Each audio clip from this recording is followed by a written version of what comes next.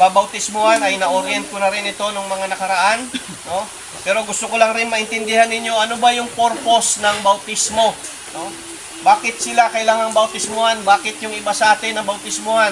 Ano ba yung purpose nito, no?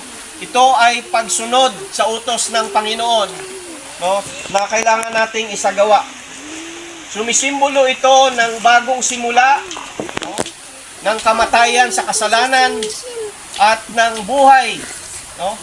Na sumusunod sa ating Panginoong Hesukristo. Yan yung purpose ng bautismo, no?